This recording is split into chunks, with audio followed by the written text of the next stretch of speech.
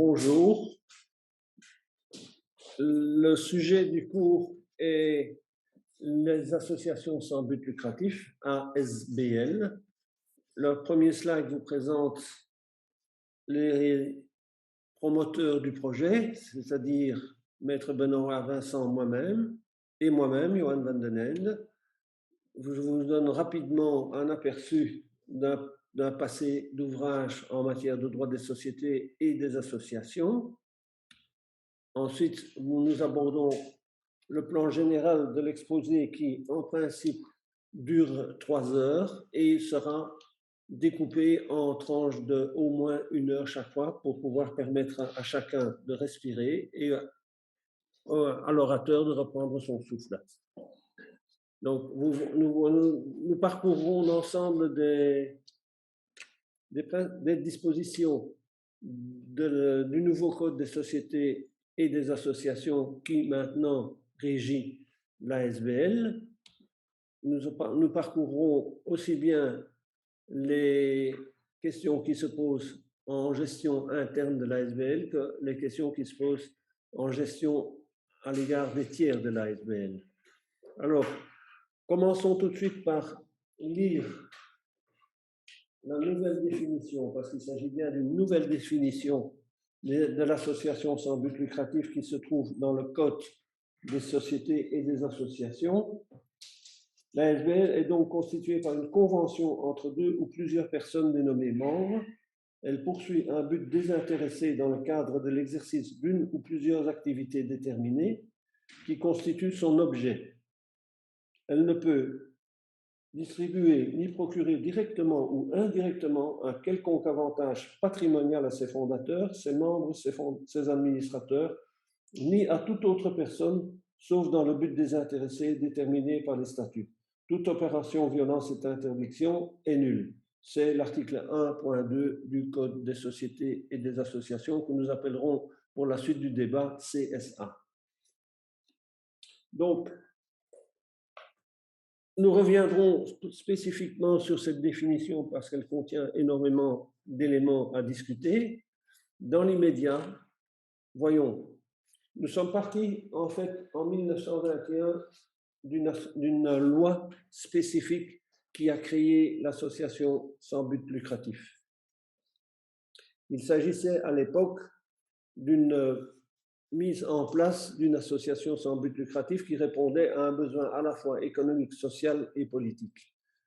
Cette association sans but lucratif n'était pas définie en tant qu'association, mais on avait créé une personne morale qui pouvait avoir une activité non lucrative. Une activité non lucrative qui à l'époque était définie de manière négative, c'est-à-dire toutes les activités qui n'étaient ni commerciale ni industrielle. Cette évolution, une évolution importante s'est faite au niveau de l'activité possible des associations sans but lucratif. Et d'ailleurs, cela se voit parce que la dénomination en tant que telle ASBL, Association sans but lucratif, va se retrouver pour la première fois de manière claire et significative dans une loi de 2002 qui va réformer pour la première fois la loi de 1921. Nous sommes donc dans un processus où nous passons d'une absence de but de lucre en fait en marche vers une évolution qui correspond à l'évolution sociale et politique de notre société et surtout économique, d'une association sans but lucratif qui est vue de manière tout à fait différente. Nous sommes effectivement partis de 1921 dans une ASBL qui est censée être non lucrative et nous allons passer de manière successive à différents stades pour en arriver à une ASBL entreprise. Alors, vous avez la loi de 1921, la loi de 2002 qui va significativement modifier la loi de 1921. C'est significatif dans le texte et dans la réalisation juridique, mais effectivement, la loi de 2002 va en fait inclure dans le texte de l'ASBL les pratiques économiques qui sont déjà en place depuis plusieurs années et va également implémenter dans la loi la jurisprudence qui a comblé les questions qui n'étaient pas résolues par le texte de 1921. Donc 1921, 2002 et ensuite 2019 nous nous retrouvons alors dans le CSA. Mais avant 2019, il y a le Code de droit économique qui va donner une définition de l'entreprise. Et l'entreprise définie par le Code de droit économique va inclure de manière évidente aussi les ASBL. Pourquoi? Parce que à partir du moment où il y a une personnalité morale, et nous reviendrons sur la notion de personnalité morale, une personnalité morale qui a une activité économique est définie comme une entreprise. C'est un peu une révolution, parce qu'effectivement, nous passons alors du sans but lucratif. La ASBL, en tant que, si on prend par exemple une ASBL créée en 1922 qui était dans la loi stricte de 1921, sans rien faire, elle a évolué vers le statut d'entreprise. Donc la définition de l'association et de la personnalité juridique, donc c'est aussi dans le CSA une notion qui est importante. L'entreprise qui a été définie dans le Code de droit économique est en fait une notion centrale dans la manière d'aborder le nouveau Code des sociétés et des associations. On parle d'entreprise et on ne parle pas nécessairement de structure vide sociétale. La définition de l'association est enfin donnée dans le CSA. C'est dans l'article 1er. Le CSA définit ce que c'est une association. Alors, à partir du moment où vous avez une association, vous pouvez avoir éventuellement une personnalité juridique. La personnalité juridique, c'est une personnalité juridique qui est donnée aux personnes morales, c'est-à-dire à des entités qui sont de facto virtuelles, mais qui vont avoir une activité économique importante, éventuellement. C'est la personnalité juridique, elle est donnée par la loi. Et ici, en l'espèce, quand nous parlons d'ASBL, si vous constituez une association, vous constituez une association qui est simplement un contrat sans personnalité juridique. Mais le CSA donne des conditions à remplir pour également recevoir la personnalité juridique qui va significativement être définie par le fait que l'association en tant que telle peut devenir actrice en droit et en obligation dans le monde juridique, et notamment avoir un patrimoine propre et une activité économique propre distincte de ses membres. Je reviens alors dans l'ASBL, dans la structure du CSA. Alors, le CSA est divisé en plusieurs livres et il y a un jeu de poupées russes un peu dans lequel il faut se retrouver pour savoir où nous en sommes. Dans le CSA, l'ASBL reçoit un livre particulier qui sont les dispositions particulières aux ASBL, y compris pour leur entrée en vigueur. Parce que l'entrée en vigueur des dispositions, et nous y reviendrons, pour les ASBL est un peu particulière par rapport aux dispositions pour les autres sociétés commerciales. Je dis autres sociétés commerciales parce qu'effectivement, dans mon esprit, les sociétés commerciales antérieures qui sont maintenant reprises dans le CSA sont des entreprises. L'ASBL étant devenue une entreprise, il y a une confusion entre la notion d'entreprise et la notion de société, mais ici, effectivement, nous parlons dans cet exposé-ci des dispositions particulières aux ASBL. Elles se retrouvent dans le livre 9, et donc les ASBL sont très strictement réglementées par le CSA dans son livre 9. Et c'est un livre qui est, entre guillemets, autonome des autres livres. Donc, je parle des autres livres qui sont les livres qui concernent la société coopérative, la société anonyme, la société à responsabilité limitée, etc., la société simple. Donc, il y a là une structure claire au sein du livre 9 pour les ASBL. Mais les choses n'étant jamais simples, il y a le livre 2 du CSA qui organise les dispositions communes aux personnes morales. Donc, je vous l'ai dit juste avant, la personnalité juridique des personnes morales. Une association peut recevoir la personnalité juridique et devient dès lors une personne morale, à contrario d'une personne physique, ce que nous sommes, nous les uns et les autres, des personnes physiques susceptibles d'avoir des droits et des obligations, et par conséquent aussi un patrimoine. Le livre 2 des dispositions communes aux personnes morales est un livre important parce que ces dispositions sont transversales dans tous les livres concernés par le CSA. Donc, ce sont des dispositions qui sont, comme le titre du livre l'indique, communes, notamment à toutes les sociétés commerciales.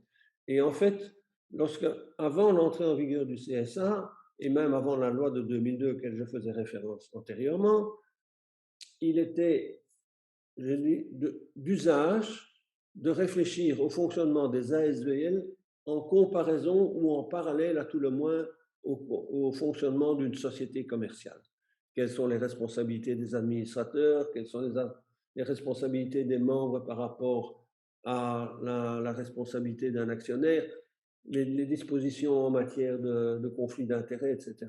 Donc, ce raisonnement était implémenté subjectivement par la jurisprudence notamment, qui, effectivement, lorsqu'elle devait répondre à un certain nombre de dysfonctionnements au sein des ASBL, raisonnait en parallèle aux dispositions qui concernaient les sociétés commerciales, notamment la loi de 1995 et antérieurement les lois de 1876, etc.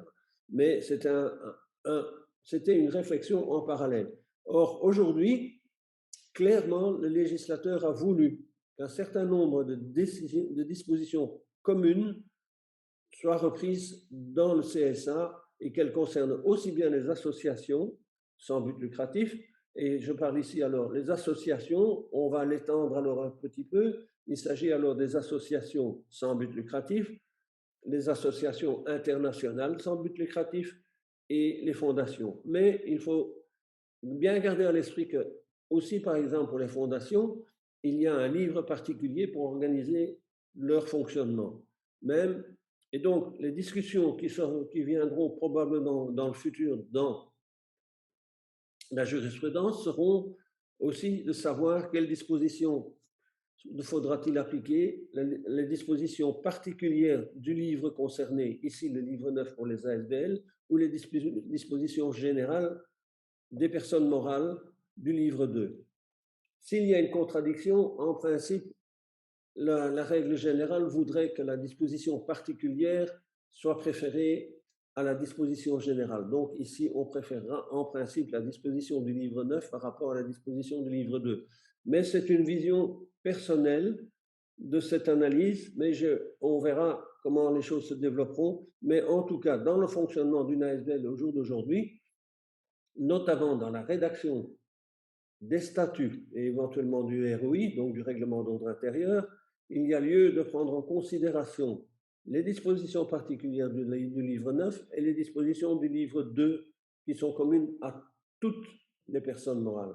Il faudra donc être très attentif dans la rédaction des statuts et j'y reviendrai parce qu'il est vraisemblable qu'il faudra revoir en profondeur les statuts des ASBL existantes avant 2019 parce qu'on y retrouvera probablement des dispositions soit manquantes, soit des dispositions qui seront contraires au CSA. Et donc, il vaut mieux être préventif que devoir réparer des dégâts après coup. Donc, le livre 9, dispositions particulières des ASBL, le livre 2, dispositions communes à toutes les personnes morales, et le livre 3, j'attirerai votre attention sur les comptes. Donc, ici aussi, les comptes sont maintenant régis de manière claire, évidente, par le législateur comme étant identiques pour les associations et pour les sociétés commerciales. Nous y reviendrons en fin d'exposé sur les comptes particuliers. Je peux déjà vous dire qu'en ce qui concerne les comptes pour les ASBL, grosso modo, sauf les chiffres, les montants concernés, les principes restent les mêmes. Donc, nous avons parlé effectivement du passage de l'association, c'est-à-dire de l'association sans but lucratif, à l'ASBL, entreprise définie maintenant dans son fonctionnement, d'une part et essentiellement par le CSA, mais aussi par les dispositions du Code du droit économique. Il ne faut pas oublier le Code de droit économique qui a une influence significative aussi sur les personnes morales, notamment par exemple sur le fait de la définir comme une entreprise, ce qui a des conséquences fiscales, bien entendu, ou par exemple sur la réglementation en ce qui concerne un certain nombre de règles en matière de responsabilité d'administrateur. Nous pourrons y revenir plus tard. L'acte constitutif de l'ASBL. L'acte constitutif de l'ASBL est dans le CSA clairement définie. Il y a une longue liste que vous retrouverez en lisant le texte. Alors, à cet égard-là, je signale déjà que les auteurs du présent PowerPoint et de l'exposé ont écrit un manuscrit relatif à l'exposé d'une centaine de pages qui sera bientôt disponible au travers d'une publication. Et nous reviendrons sur le sujet, nous vous avertirons lorsqu'elle sera disponible, parce que je suis bien conscient qu'effectivement, un exposé via un PowerPoint est synthétique et ne reprend pas nécessairement toutes les virgules et tous les points-virgules importants du CSA. Donc, il y aura un manuscrit qui sera mis, un syllabus qui sera mis à disposition de ceux qui auront écouté l'explication du PowerPoint. Donc, je disais, l'acte constitutif est à présent, comme d'ailleurs déjà antérieurement, beaucoup plus clairement défini dans le CSA. Il y a toute une série de dispositions qui doivent nécessairement figurer dans l'acte constitutif. Lorsque vous constituez une association, vous devez effectivement faire attention à ce que l'ensemble des points qui sont repris à l'article 2.9 du CSA figurent dans vos statuts. Cela a une importance significative. D'une part, parce que si l'ensemble de ces mentions ne figurent pas dans votre acte constitutif, on pourrait considérer que vous ne recevez pas, lors de la publicité requise par le CSA, la personnalité morale. Donc, vous retrouveriez en fait toujours dans une association de fait. Donc, il est important d'avoir une attention particulière pour l'ensemble des mentions qui sont prévues par le CSA. Et d'autre part, c'est une nouveauté, l'absence des mentions peut entraîner la nullité de votre ASBL. Donc, je pense qu'ici, il faut être effectivement fort attentif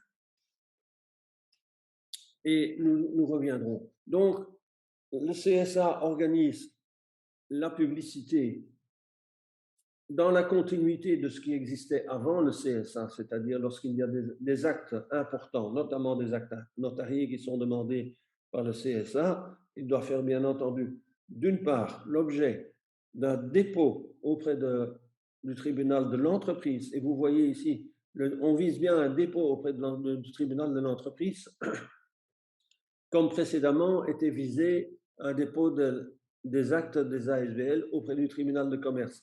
C'est pour souligner effectivement aussi le passage de cette association sans but lucratif à caractère plus ou moins caritatif à une association qui devient une entreprise, qui dépend effectivement aussi du tribunal de l'entreprise. Donc cette publicité, elle est nécessaire à la Constitution parce que c'est par la publicité. Le code, le CSA le dit très clairement, l'association reçoit la personnalité morale à partir du moment où l'acte constitutif est publié et déposé. Ensuite, comme par le passé, le CSA n'est pas révolutionnaire en soi. Hein. Le CSA est une évolution de ce qui existait. On y introduit bien entendu, comme à chaque évolution, des nouveautés. Il y a des nouveautés de deux sortes. Les premières nouveautés sont souvent des implémentations de ce que la jurisprudence a dit, et d'autre part, ce sont les nouveautés qui sont des réelles avancées, entre guillemets, révolutionnaires. Nous les verrons au fur et à mesure de l'exposé. Alors, une association, c'est à l'heure actuelle, depuis le CSA, son objet social est devenu compartimenté. D'abord, que dit le CSA? C'est qu'une ASBL, elle a un but désintéressé. Donc ici, on parle bien d'un but désintéressé, mais elle a aussi un objet. Aussi, on parle des moyens affectés à la réalisation du but désintéressé. Ce sont donc deux choses tout à fait différentes. Donc, il faut bien être attentif à la rédaction nouvelle de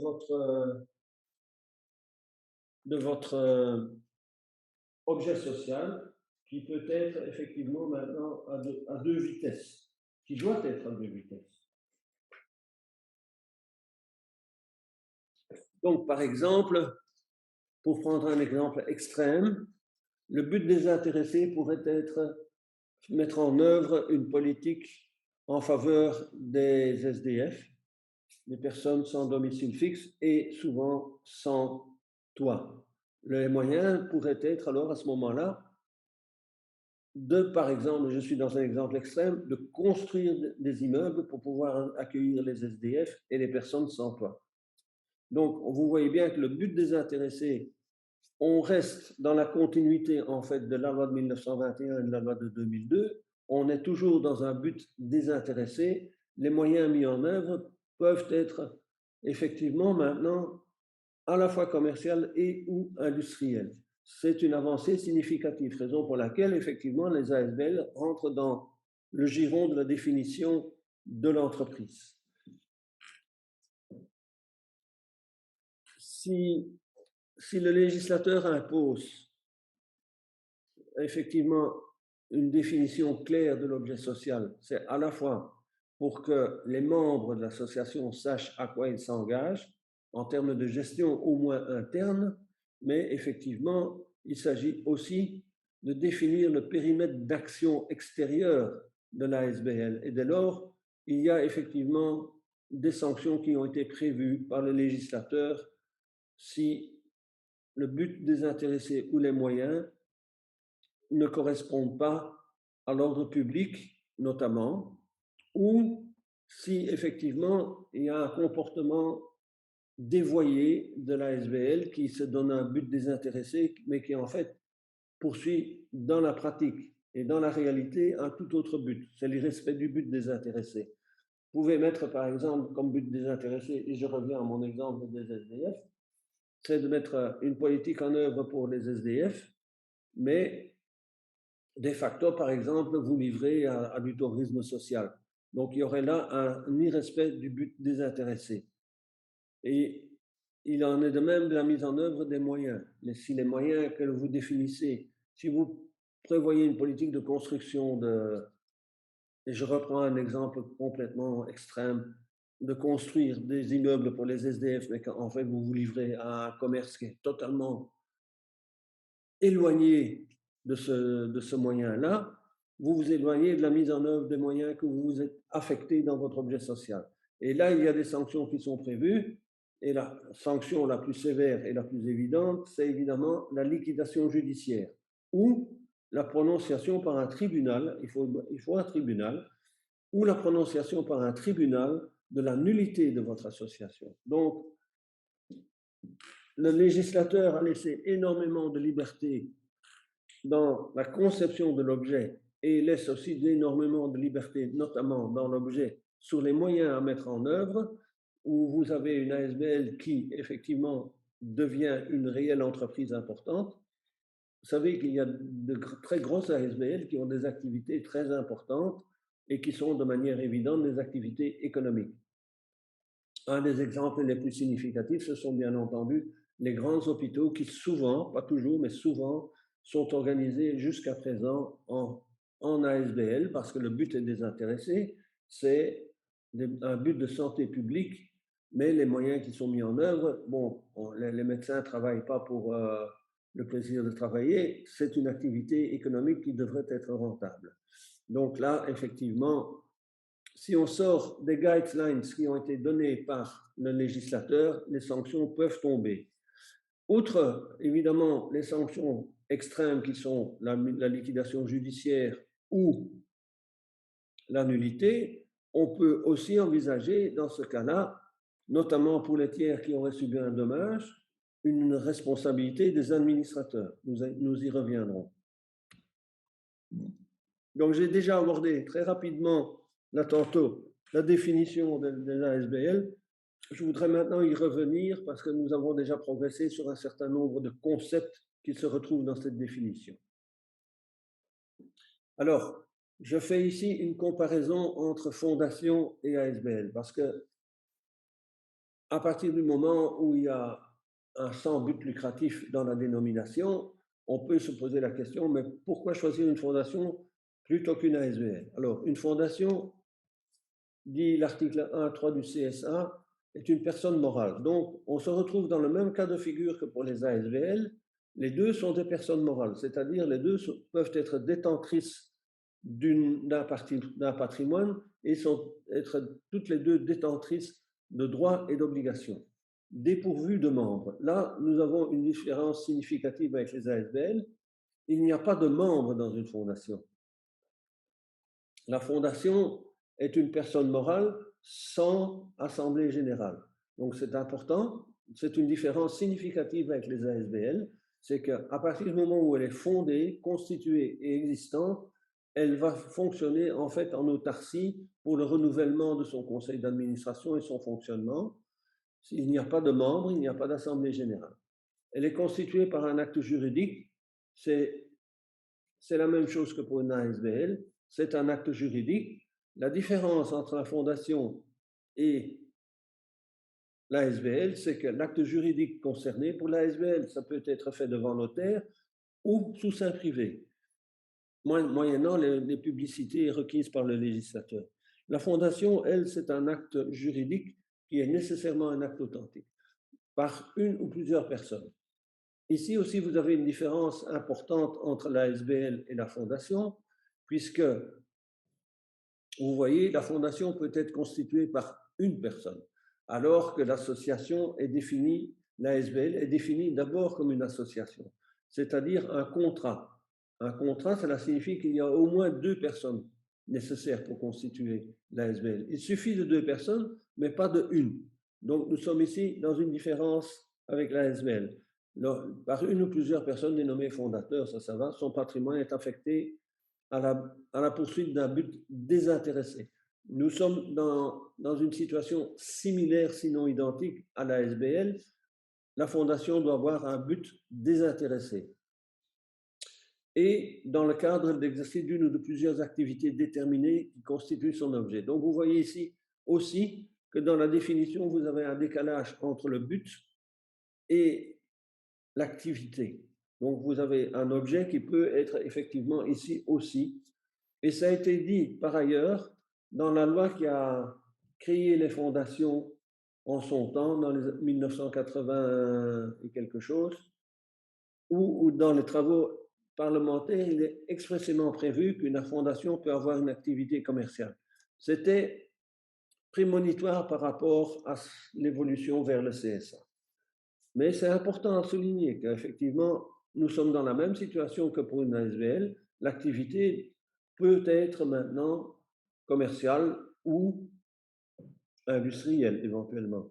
Mais cette activité, elle doit être dédiée à l'entretien du but désintéressé. Et à nouveau, nous avons ici un élément identique à celui de l'ASBL. La fondation, ni l'ASBL ne peut directement ou indirectement accorder un quelconque avantage patrimonial à ses fondateurs, ses administrateurs, ni à toute autre personne, sauf dans le but désintéressé déterminé par les statuts. Donc, la différence entre les sociétés commerciales, la fondation et les ASBL, c'est effectivement la société commerciale, elle est constituée pour créer un revenu pour ses actionnaires, en tout cas dans son principe, et donc distribuer des avantages aux constituants, donc aux actionnaires. Alors qu'effectivement, pour les ASBL et les fondations, c'est strictement interdit. Et d'ailleurs, ça peut être sanctionné aussi par éventuellement une liquidation judiciaire ou par une responsabilité des administrateurs. Il y a différentes sanctions qui peuvent tomber si cette interdiction n'est pas respectée. Donc, à contrario d'une société commerciale, il n'est pas question de rémunérer d'une façon quelconque les membres d'une ASBL ou les administrateurs d'une fondation. Et ça, élément nouveau, créé par le CSA, aussi bien pour la fondation que pour les ASBL, vous retrouvez dans l'article 1.2 qu'effectivement, aucun avantage quelconque ne peut être donné à un stakeholder, comme diraient les Anglais, c'est-à-dire à toute personne qui a un avantage quelconque à travailler ou travaille pour l'ASBL. Mais on introduit ici dans le CSA une exception, sauf dans le but désintéressé déterminé par les statuts. Donc, vous pourriez rémunérer un administrateur ou un fondateur pour effectivement permettre, via cette rémunération, de réaliser en tout ou en partie le but désintéressé de l'association. Il s'agit là d'une exception qui est importante parce que, comme vous le voyez, de manière très claire dans l'article 1.2, toute opération violant l'interdiction de procurer directement ou indirectement un quelconque avantage patrimonial est nul. Il est nul de plein droit. Il faudra le faire constater par le tribunal, mais ici, il s'agit clairement d'une disposition à tout le moins impérative, sinon d'ordre public, et cette opération sera nulle. Et donc, si c'est une disposition d'ordre public, tout un chacun peut le demander. Si c'est une disposition impérative, seuls ceux qui sont protégés par cette disposition peuvent le demander. Par exemple, à nouveau, extrême peut-être, vous avez un administrateur qui se voit accorder un avantage patrimonial, un autre administrateur pourrait demander la nullité de cette attribution. Si on considère que cette disposition est d'ordre public, c'est tout un chacun pourrait le demander. Donc, par exemple, un concurrent. Donc, mais vous voyez déjà au travers de cette différence, disposition impérative, disposition d'ordre public, que le CSA, même si dans l'évolution spectaculaire qu'il propose par rapport au Code des sociétés et à la loi de 1921/2002, laisse encore entrevoir des discussions possibles sur l'application du texte qui semblerait devoir être clair. Alors, en continuation de la loi de 21 et de la loi de 2002, la composition interne des organes de l'ASBL n'a pas été révolutionnée par le CSA. Nous sommes toujours dans un système pyramidal, quoique pas nécessairement pyramidal et hiérarchique, mais en tout cas pyramidal. Vous avez l'Assemblée générale, vous avez le conseil d'administration qui devient l'organe d'administration, et vous avez éventuellement la délégation journalière. Donc, le haut de la pyramide, de manière formelle, c'est l'Assemblée générale. Elle a des fonctions et des prérogatives. Elle a des compétences légales. Elle a des compétences légales subsidiaires. Elle a des compétences statutaires. Et donc, ici, à nouveau, c'est une des caractéristiques du CSA, c'est d'accorder une importance assez importante aux membres de l'ASBL pour composer les statuts et donner des dérogatifs ou ne pas donner de dérogatifs. Il y a une liberté contractuelle assez grande pour organiser les statuts. Il y a néanmoins, le législateur, comme dans la loi antérieure, prévoit des compétences légales qui sont nécessairement dévolues à l'Assemblée générale. Ce sont, grosso modo, les mêmes compétences qu'antérieurement, donc là, il n'y a pas vraiment de révolution, sauf qu'il y a quelques modifications qui sont apportées. Alors, ce qui est maintenant retenu de manière légale comme une prérogative de l'Assemblée générale et qui était en discussion dans la jurisprudence et dans la pratique, c'est la rémunération des administrateurs. La rémunération des administrateurs doit maintenant passer par l'Assemblée générale, ce qui n'était pas nécessairement le cas antérieurement. Et quand vous verrez dans le livre 2 des dispositions communes à toutes les personnes morales, cette prérogative de l'Assemblée générale est également implémentée pour les sociétés commerciales maintenant. Donc, c'est une clarification qui est importante. Alors, les statuts donnent les compétences légales Vous les connaissez, je vous les rappelle néanmoins. Il s'agit de la nomination et de la révocation des administrateurs, la nomination et la révocation des commissaires, les décharges pour ces personnes, les budgets et les comptes, l'exclusion d'un membre. Ça, ce sont les compétences que le législateur donne comme prérogative exclusive à l'Assemblée générale. On y a ajouté une compétence statutaire, c'est-à-dire que les statuts peuvent maintenant donner des compétences spécifiques à l'Assemblée générale. C'est important parce que cela veut dire qu'effectivement, dans la hiérarchie interne de la SBL, un certain nombre de compétences peuvent remonter statutairement à l'Assemblée générale et ne pas être nécessairement dévolues au conseil d'administration. C'est une modalité importante du CSA qui est ainsi introduite, même si nous le verrons par la suite, cette délégation, enfin ce n'est plus une délégation puisque c'est l'Assemblée générale qui l'a, mais cette compétence de l'Assemblée générale statutaire ne sera pas nécessairement opposable aux tiers. Donc, les tiers pourront toujours considérer que, en dehors des compétences légales importantes de l'Assemblée générale, toutes les autres décisions passent par le conseil d'administration.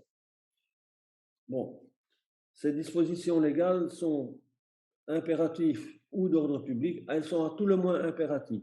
Alors, je reviens peut-être sur les notions de dispositions impératives et d'ordre public. En droit belge, nous connaissons 3 catégories essentielles de dispositions légales. Les dispositions impératives, les dispositions d'ordre public et les dispositions de loi de police. Alors, les 2 grands thèmes sont les dispositions impératives et les dispositions d'ordre public. Une disposition est impérative dans un texte légal lorsqu'elle est protectrice des droits d'une partie à un contrat. Ici, on parle du contrat d'association. Donc, si vous avez une disposition qui protège soit les membres, soit les administrateurs, soit les tiers, cette disposition est impérative. Il y a des dispositions d'ordre public. Les dispositions d'ordre public sont celles qui touchent à la régulation de l'activité économique au sens le plus large du royaume. Et à ce moment-là, ces dispositions d'ordre public protègent tout un chacun et la différence entre l'impératif, une des différences importantes entre les dispositions impératives et les dispositions d'ordre public, c'est que les dispositions impératives qui protègent un individu peuvent être réclamées par l'individu concerné, tandis qu'une disposition d'ordre public peut être réclamée par tout un chacun, c'est-à-dire même par quelqu'un qui apparemment n'aurait pas d'intérêt à le soulever. Bon, nous revenons alors à la Constitution. L'Assemblée générale, elle est composée des membres effectifs. Les membres adhérents ne sont pas en soi des membres complets. Ce sont des tiers qui sont effectivement contractuellement en relation avec l'association. Les membres effectifs sont les véritables actionnaires si l'on reprend la comparaison avec les actionnaires d'une société commerciale. Les membres effectifs par rapport aux membres adhérents, en règle générale, ce qui fait la différence essentielle, c'est le droit de vote à l'Assemblée générale. Et donc, c'est effectivement la possibilité de nommer les administrateurs, de régler leur rémunération, éventuellement les révoquer, mais aussi changer les statuts. Changer les statuts jusqu'à changer éventuellement l'objet social même des statuts. Donc, les membres adhérents n'ont en tant que tels que les droits que leur donne leur adhésion contractuelle à l'association. Raison pour laquelle les membres adhérents, leurs droits doivent être clairement et exclusivement définis dans les statuts. Donc, pas dans le ROI, pas dans un règlement d'ordre intérieur, comme parfois ça se fait maintenant. C'est effectivement prévoir qu'il peut y avoir des droits des membres adhérents et on définit leurs droits dans un règlement d'ordre intérieur qui est mis à leur disposition, bien entendu, et qu'ils doivent ratifier au moment d'adhérer. Mais ici, dans l'évolution du CSA, il est prévu que les membres adhérents, leurs droits sont définis par les statuts de manière très claire. On peut donc aller jusqu'à leur donner le droit de vote, mais à ce moment-là, la différence entre un membre effectif et un membre adhérent devient extrêmement faible et peut engendrer des discussions, aussi bien internes qu'externes. J'imagine qu'un membre adhérent qui a un droit de vote à l'Assemblée générale et qui serait exclu devrait être exclu suivant la procédure des membres effectifs, même si ce n'est pas prévu par les statuts. Ici, effectivement, on se retrouverait devant une disposition légale impérative. Alors, je vous ai mis bon, la plupart des ALBL connaissent les membres effectifs et les membres adhérents. Il n'est pas exclu de créer une troisième ou une quatrième ou une cinquième catégorie de membres, puisque si le CSA parle effectivement des membres effectifs et des membres adhérents, il n'exclut pas expressément la possibilité de créer une autre catégorie. Là, à nouveau, on revient à la liberté contractuelle des fondateurs de l'association. L'imagination est au pouvoir. Il faut voir si elle peut être utilisée de manière adéquate, notamment pour mettre en œuvre le but désintéressé ou les moyens affectés à ce but désintéressé. Nous entrons alors dans le droit des membres effectifs. Je viens d'aborder rapidement la notion de membre effectif.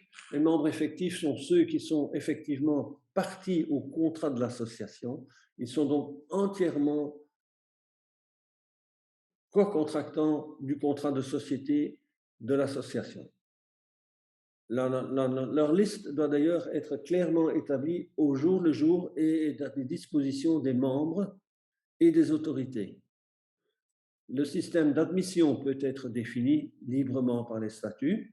Ici, à nouveau, on retrouve l'autonomie de volonté contractuelle des membres fondateurs et ensuite de l'Assemblée générale, puisque les membres effectifs, une fois qu'ils sont constitués en Assemblée générale, peuvent modifier, s'ils le souhaitent, les statuts. Donc l'admission des membres effectifs peut être clairement organisée à nouveau par les statuts et on peut y mettre des conditions. Par exemple, si une association se constitue pour protéger les droits d'une profession particulière, il serait logique de mettre dans les statuts que pour devenir membre effectif, il faille faire partie de cette profession. Alors, les membres effectifs sont protégés dans le CSA, notamment en cas de démission ou en cas d'exclusion. Il y a un cas de suspension. Alors, peut-on suspendre un membre effectif?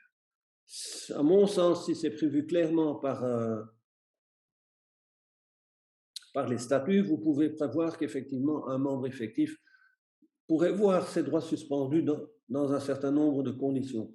Par contre, il m'apparaît qu'il est assez évident que si une mesure de suspension peut être envisagée, par contre, c'est en ce qui me concerne une mesure disciplinaire.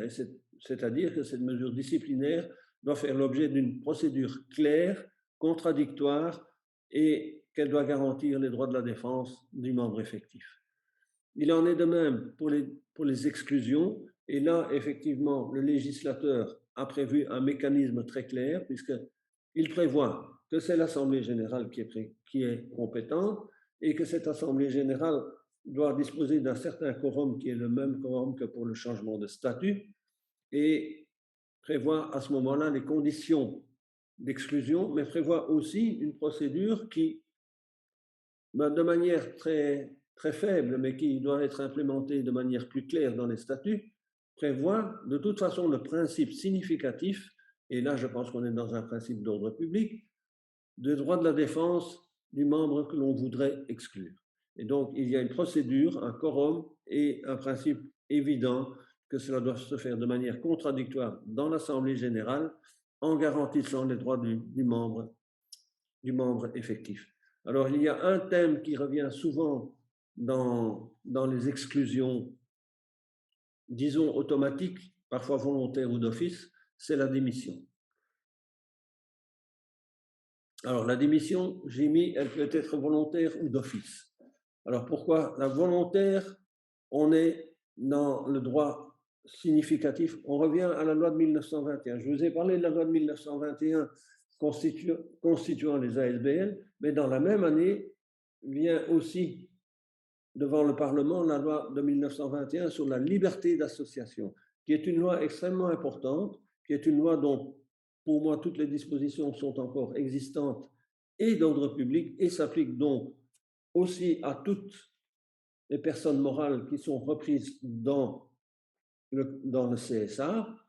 Donc, il faudra toujours aussi penser de manière transversale. Le CSA organise de manière un corpus qui se veut être global de toutes les personnes morales, mais à côté de cela, il y a des dispositions qui concernent aussi les personnes morales dans d'autres textes légaux.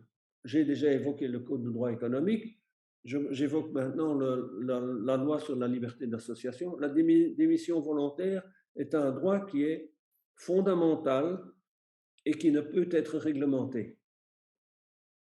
Ce droit se retrouve dans la loi de 1921 sur la liberté d'association. C'est important. Le CSA le reprend, bien entendu, mais la loi de 1921, elle est toujours là aussi. Alors, la démission d'office. Souvent, vous trouverez dans les statuts actuels d'une association la constatation que si vous ne payez pas votre cotisation annuelle, vous êtes démissionné d'office. Alors, le CSA maintenant prévoit que, en tout cas, il faut faire un rappel, enfin, il prévoit quelques dispositions protectrices des personnes qui oublient de payer leur cotisation. En ce qui me concerne, la démission d'office est pour moi une exclusion et donc elle doit être réglementée clairement dans les statuts.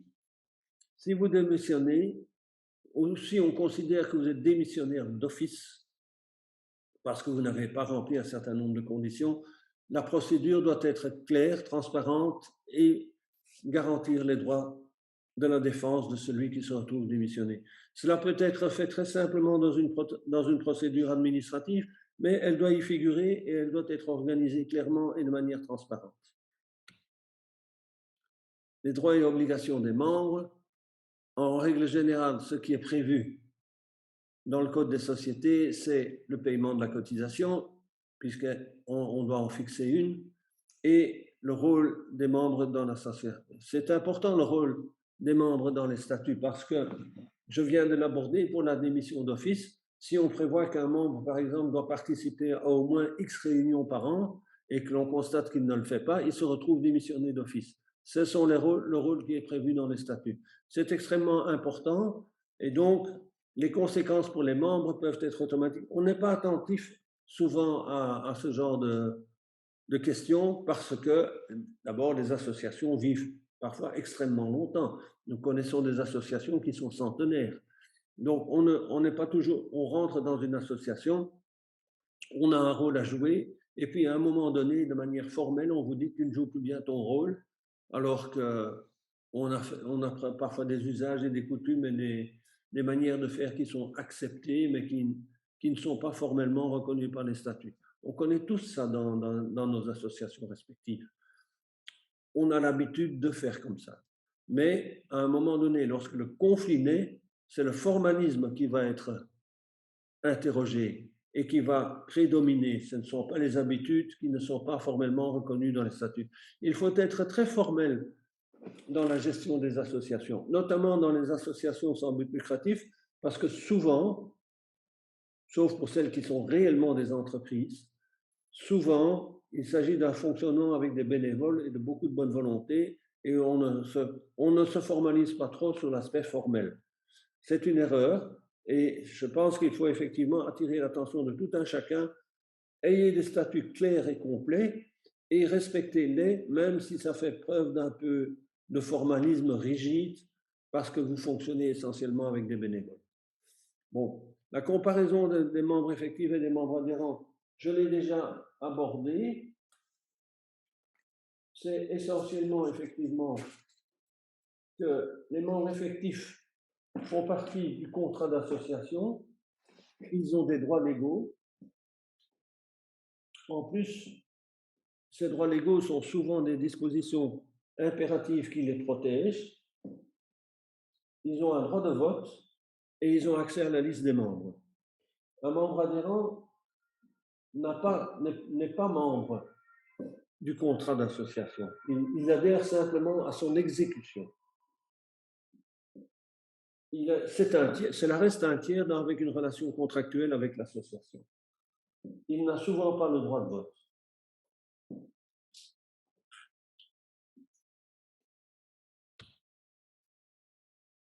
Alors, le fonctionnement de l'Assemblée générale, ici aussi le CSA n'innove pas particulièrement.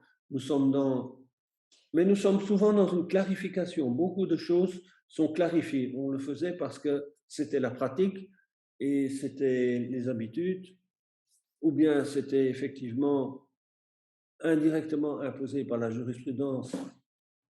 Mais ici, nous avons une clarification sur la composition de l'Assemblée générale. Ce sont les membres effectifs. Les dispositions statutaires particulières peuvent être envisagées pour faire fonctionner l'Assemblée générale. On vient alors sur les droits de convoquer, où il y a des petites différences qui apparaissent par rapport à la loi de 21-2002. C'est qui peut convoquer l'Assemblée générale, c'est l'organe de gestion. C'est donc l'ancien conseil d'administration. Mais le commissaire peut aussi convoquer l'Assemblée générale, c'est clairement dit maintenant dans le CSA, et cette Assemblée générale doit être convoquée à la demande de 20% des membres. L'ordre du jour est aussi maintenant clairement organisé dans le CSA. Ce qui est intéressant, une particularité, c'est qu'effectivement, un point doit être mis à l'ordre du jour si 1/5 des membres de l'association le demandent. L'exécution des décisions.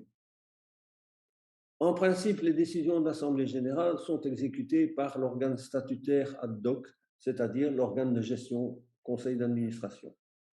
Mais l'Assemblée générale peut également prévoir dans la décision qu'elle prend de faire exécuter cette décision par soit l'organe statutaire, soit par un mandataire ad hoc statutaire ou hors statut.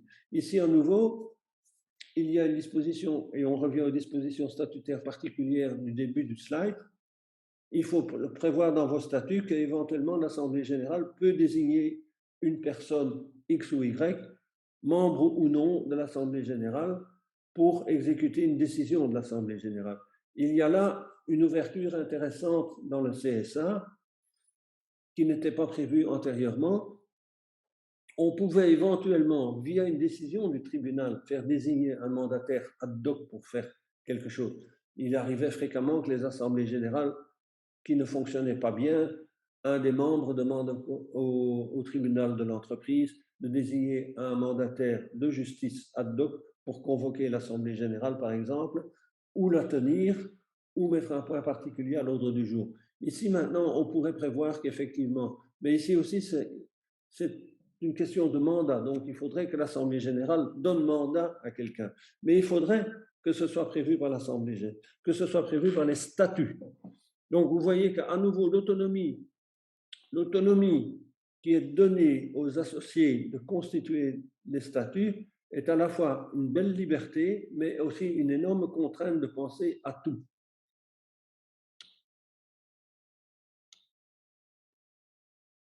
Bon, dans beaucoup de cas, tout fonctionne bien pendant très longtemps, mais parfois, il y a effectivement des problèmes qui peuvent apparaître.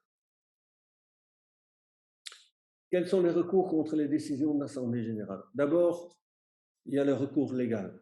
Le recours légal, c'est toute personne intéressée peut s'adresser au tribunal pour, par exemple, faire annuler la décision d'une assemblée générale. C'est un recours traditionnel devant le tribunal. Qui peut l'introduire? Toute personne intéressée. Alors, les personnes intéressées, ça peut être au premier chef un membre qui considère que, par exemple, l'Assemblée générale prend des décisions contraires au but des intéressés ou aux moyens mis à disposition de ce but des intéressés. Ça peut aussi être un concurrent, parce que maintenant, l'ASBL étant une entreprise, elle va rentrer en concurrence. Hein. Il y a des ASBL qui sont clairement en concurrence avec des sociétés commerciales ou avec d'autres ASBL. Je pense par exemple à un secteur qui est quand même fort nourri, c'est le tourisme social. Il y a de la jurisprudence. Le tourisme social qui est organisé parfois par les communes au sein d'ASBL ou par vous êtes rentré alors en concurrence avec le secteur Horeca. Et donc, vous pouvez effectivement avoir un concurrent qui fera un recours légal contre une décision de l'Assemblée générale. Vous avez, c'est le recours légal judiciaire. Vous avez alors aussi le recours ADR. L'ADR, c'est l'arbitrage en Belgique. C'est Alternative Dispute Resolution. Donc, ce sont tous les moyens contractuels de résoudre une dispute. Alors, en Belgique, nous connaissons la médiation, l'arbitrage, le droit collaboratif. Il y a plusieurs solutions non judiciaires à la résolution d'un litige. Mais à nouveau, si il y a une dispute interne, c'est la gestion des conflits internes, il faut que cet ADR soit prévu dans les statuts. Donc, ici aussi, une disposition particulière pour régler les conflits internes entre administrateurs et membres, ou entre membres, doit être prévue pour que, effectivement, un arbitrage, par exemple, ou une médiation soit possible.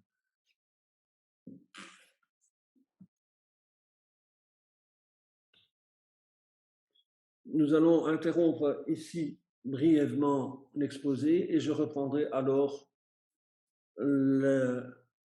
l'exposé à partir du conseil d'administration. Nous avons donc, dans un premier temps, esquissé très rapidement ce que c'est une association sans but lucratif, notamment d'un point de vue historique, mais aussi du point de vue de la nouvelle définition donnée par le CSA. Nous avons ensuite abordé la structure interne d'une association. Vous avez l'Assemblée générale, le conseil d'administration, éventuellement la délégation journalière. Nous avons maintenant déjà parlé de l'Assemblée générale. Nous aborderons dans la deuxième partie de l'exposé ici le conseil d'administration pour ensuite continuer vers les autres dispositions des ASBL dans le livre 9. Je vous remercie déjà pour votre attention et nous reprendrons dans 5 minutes.